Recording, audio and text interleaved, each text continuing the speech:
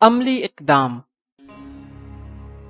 مریم اور علی بہن بھائی تھے، جبکہ سکندر اور زینب بھی اسی محلے میں رہتے تھے۔ بچپن میں ایک ساتھ رہنے کی وجہ سے چاروں میں بہت اچھی دوستی تھی۔ علی 9ویں جبکہ باقی تینوں 10ویں جماعت کے طالب علم تھے۔ محلے بھر کو صاف رکھنے کے لیے انہوں نے مل کر ایک منصوبہ بنایا۔ ضروری کام کی ایک لسٹ تیار کی گئی اور کام کو آپس میں تقسیم کیا گیا۔ سب سے پہلا مرحلہ گھر والوں کو راضی کرنا تھا۔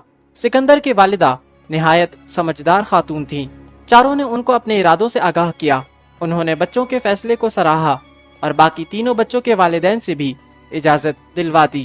دوسرے دن چاروں نے محلے والوں سے چندہ جمع کرنا شروع کیا۔ گھروں میں جا کر ان کو اپنے مقصد سے آگاہ کیا۔ لوگ انہیں جانتے تھے، اس لیے چندہ دینے پر بخوشی راضی ہو گئے۔ جمع شدہ رقم سے بچوں نے جھاڑو، کچرا دان اور دیگر ضروری اشیاء خریدی۔ گٹر لائن کی مرمت کے لیے متعلقہ ادارے سے رابطہ کیا۔ سیوریج لائن صحیح ہونے میں 3 دن لگ گئے۔ اب اگلا مرحلہ صفائی کا تھا۔ علی اور سکندر نے جھاڑو سنبھالی، جبکہ زینب اور مریم نے کچرا اٹھا کر کچرا دان میں ڈالنے کا کام شروع کیا۔ ساتھ ہی ساتھ چاروں دوستوں کی نوک جھوک اور ہنسی مذاق بھی چلتی رہی۔ یہ بچے کام اتنے جوش و جذبے، اعتماد اور مزے کے ساتھ کر رہے تھے کہ محلے کے دوسرے بچے بھی اپنے گھروں سے جھاڑو اٹھا کر لے آئے اور ان کا ساتھ دینا شروع کر دیا۔ اس کام سے فارغ ہو کر جب چاروں نے گلی پر ایک نظر ڈالی تو ان کا چہرہ خوشی سے چمکنے لگا، کیونکہ ان کی کوششوں نے محلے کو خوبصورت اور دلکش بنا دیا تھا۔ ایسے میں انہوں نے ایک دوسرے کی طرف دیکھا۔ ارے زینب کہاں گئی؟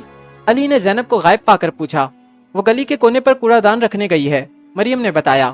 ان لوگوں نے دیکھا کہ زینب نے کوڑے دان کے اوپر مجھے استعمال کرو کے الفاظ تحریر کر دیے تھے، جو لوگوں کی توجہ اس جانب مبذول کرانے کے لیے تھے۔ اب ہمیں اس صفائی مہم کا آخری کام کرنا ہے، علی نے گھر کی جانب قدم بڑھاتے ہوئے کہا۔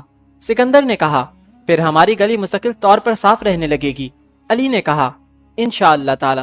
دوسرے دن انہوں نے لوگوں میں ایک پمفلیٹ بھی تقسیم کیا، جس میں گلی کو صاف کرنے میں تعاون کرنے پہ شکریہ ادا کیا گیا تھا اور ساتھ ہی مستقل طور پر صاف رکھنے کے لیے درخواست اور ضروری ہدایات تھیں۔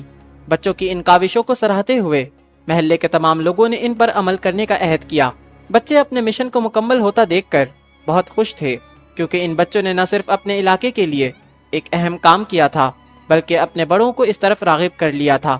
مسئلے کو حل کرنے کے لیے عملی اقدام کی ضرورت ہوتی ہے، اور ہر انسان کو صرف دوسروں پر انحصار کرنے کے بجائے انفرادی طور پر اپنے حصے کا کام کرنا ہوتا ہے، کیونکہ قطرے قطرے سے ہی دریا بنتا ہے۔